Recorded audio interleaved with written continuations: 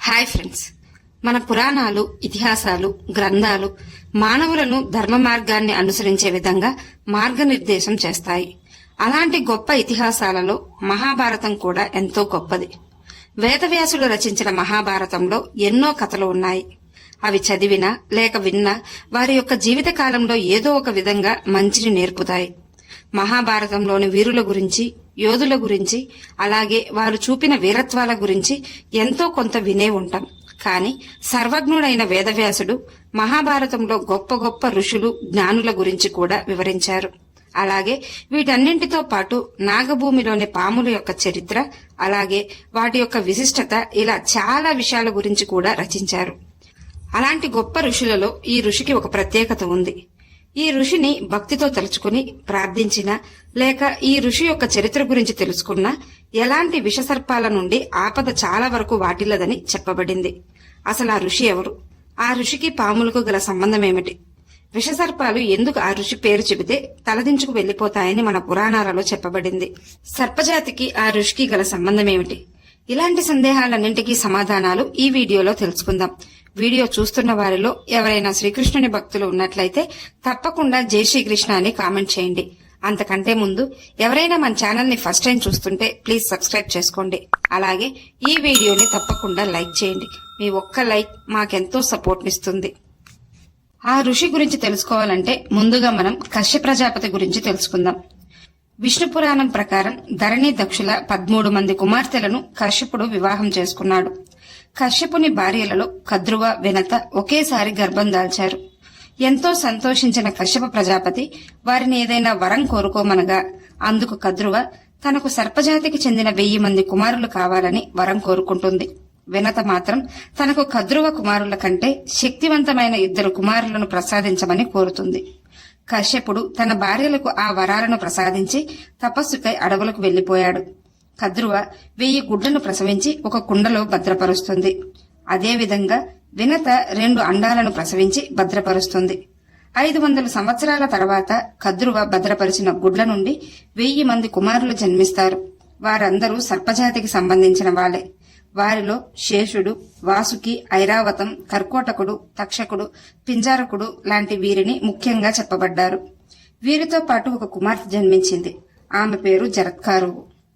ప్రపంచంలో ఉన్న సర్పాలన్నీ వీటి నుంచి వచ్చినవేనని మన పురాణాలలో చెప్పబడింది. కద్రువకు పిల్లలు కలిగారు, కాని వినత దాచిన అండాల నుండి పిల్లలు బయటకు రాకపోవడంతో ఎంతో ఈర్ష్యాద్వేషాలతో రెండింటిలో ఒక అండాన్ని పగలగొడుతుంది. అందులో నుండి అర్ధశరీరంతో ఉన్న కుమారుడు జన్మిస్తాడు.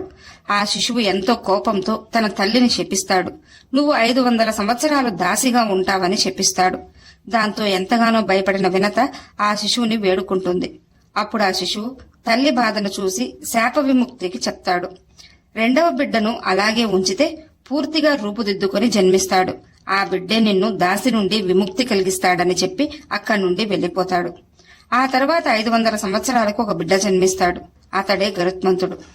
అర్ధశరీరంతో జన్మించిన బిడ్డే అరుణదేవుడు. అరుణదేవుడు సూర్యభగవానుని రథసారథిగా బ్రహ్మ నియమించాడు. గరుత్మంతుడు అత్యంత శక్తివంతుడు. కొంతకాలం తర్వాత కద్రువ, వినత విహరిస్తూ సముద్ర తీరాన కాలక్షేపం చేస్తుంటారు. వారికి దూరంగా ఒక గుర్రం కనిపిస్తుంది. కద్రువ గుర్రం తోక నల్లగా ఉందని చెప్తుంది. వెంటనే వినత లేదు లేదు, గుర్రం తోక చాలా తెల్లగా ఉందని చెప్తుంది. ఇద్దరి మధ్య ఎంతో వాదన జరుగుతుంది. దాంతో ఇద్దరు పందెం వేసుకుంటారు. ఒకవేళ నల్లగా ఉంటే నేను నీకు దాసిగా ఉంటాను, అలా కాకుండా తెల్లగా ఉంటే నువ్వు నాకు దాసిగా మారిపోవాలి అంటూ వినత కద్రువుకు చెప్తుంది. అప్పటికే చీకటి పడడంతో మరుసటి రోజు ఉదయమే వచ్చి చూద్దాం అనుకుని అక్కడి నుండి ఇద్దరూ వెళ్లిపోతారు. కద్రువుకు తెలుసు గుర్రం తోక తెల్లగా ఉందని, కాని వినతపై గెలవాలని ఆలోచిస్తూ ఉంటుంది. కద్రువుకు ఒక ఆలోచన వస్తుంది. వెంటనే తన 1000 మంది పిల్లలను పిలిచి ఈ పందెం గురించి వివరించి, నేను ఎలాగైనా పందెం గెలవాలి కాబట్టి మీరు వెళ్లి గుర్రంకు చుట్టుకున్నట్లయితే ఆ గుర్రం నల్లగా కనపడుతుంది. అప్పుడు నేను పందెంలో గెలుస్తాను. వినత నాకు దాసి అవుతుందని కద్రువ తన పిల్లలకు చెప్తుంది. కాని కద్రువ పిల్లలైన ఆ సర్పాలు అందుకు అంగీకరించవు. మేము అధర్మ పనులు చేసి పాపం చేయలేము అని అంటారు. దాంతో ఎంతో కోపోద్రిక్తురాలైన కద్రువ ఏమాత్రం కనికరం లేకుండా మీరంతా సర్పయాగంలో పడి నశించిపోతారంటూ శపిస్తుంది. వారిలో కర్కోటకుడు మాత్రం తల్లి శాపానికి భయపడి వెళ్లి గుర్రం తోకను చుట్టుకుంటాడు. మరుసటి రోజు కద్రువ వినత వెళ్లి చూడగా అది నల్లగా కనబడడంతో వినత కద్రువుకు దాసిగా మారుతుంది. వినతకు తన కుమారుని శాప ప్రభావం వలన కద్రువుకు దాసిగా మారింది. సర్పాలన్నీ శాప భయంతో శాప విముక్తులయ్యే దారి కోసం చూడసాగారు. అప్పుడు వారికి ఒక ఋషి ద్వారా ఒక మార్గం దొరుకుతుంది. సర్పాలకు ఒక్కగానొక్క చెల్లెలైన జరత్కారుని అదే పేరుగల అంటే జరత్కారుడు అనే పేరుగల ఋషిని వెతికి తీసుకొచ్చి జరత్కారుకి వివాహం చేసినట్లయితే వారికి కలిగే సంతానం ఈ సర్పజాతిని కాపాడతారన్న విషయం తెలుసుకుంటారు. ఎలాగోలా వెతికి జరత్కారుడు అనే ఋషితో జరత్కారు వివాహం చేస్తారు. ఇదిలా ఉండగా అర్జునుని కుమారుడైన అభిమన్యుడికి పరీక్షిత్ జన్మిస్తాడు. పరీక్షిత్ శాప ప్రభావం వలన శాపగ్రస్తుడై తక్షకుడి చేతిలో మరణిస్తాడు. కొంతకాలం తర్వాత పరీక్షిత్ కుమారుడైన జనమేజయుడికి ఇదే విషయం తెలుస్తుంది. సర్పజాతిపై కోపంతో మహాసర్పయాగం మొదలుపెట్టి సర్పజాతినే అంతం చేయాలనుకుంటాడు. వేద పండితులను బ్రాహ్మణులను పిలిచి సర్పయాగం మొదలు పెడతాడు. ఆ యాగంలో బ్రాహ్మణుల మంత్రాలతో దద్దరిల్లిపోయింది. వారి మంత్రాలకు నలుమూలల నుండి సర్పాలు వచ్చి ఆ యాగాగ్నిలో పడిపోతున్నాయి. చిన్న సర్పాల నుండి పెద్ద పెద్ద విష సర్పాల వరకు అన్ని కుప్పలు కుప్పలుగా వచ్చి ఆ అగ్నిలో పడుతూ ఉంటాయి. తక్షకుడు భయపడి వెళ్లి ఇంద్రలోకంకి వెళ్లి దాక్కుంటాడు. అప్పుడు వాసుకి ఒక ఋషి చెప్పిన విషయం గుర్తొస్తుంది.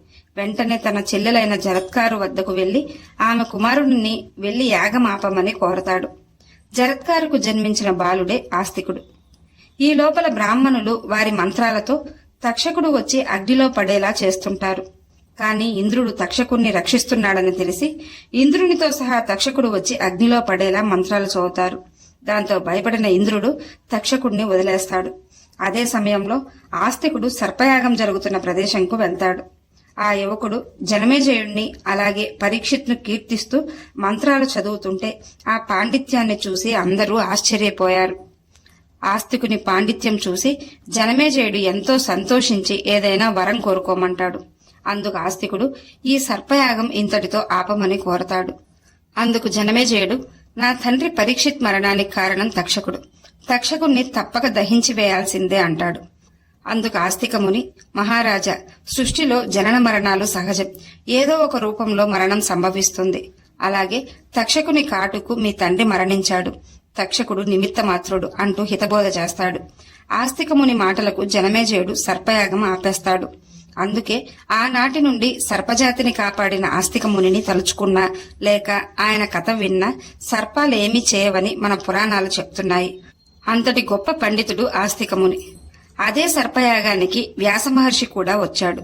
జనమేజయుడు వ్యాసమహర్షిని తన వంశంలోని పూర్వీకుల గురించి వివరించమని కోరతాడు. అందుకు వ్యాసమహర్షి తన శిష్యుడైన వైశంపాయుణ్ణి పిలిచి తనకు వివరించిన ఆ కథను ఈ యాగశాలలో జనమేజయునితో పాటు అందరికీ వివరించమని చెప్తాడు. అలా వైశంపాయనుడు జనమేజయునికి మహాభారత కథను వివరించాడు. అక్కడ మొదలైన మహాభారత కథనే మనం వింటున్నది, చదువుతున్నది. ఈ వీడియో మీకు నచ్చినట్లయితే లైక్ చేయండి, షేర్ చేయండి, అలాగే సబ్స్క్రైబ్ చేసుకుని పక్కనే ఉన్న బెల్ ఐకాన్ని ఆన్లో ఉంచుకోండి. Thanks for watching.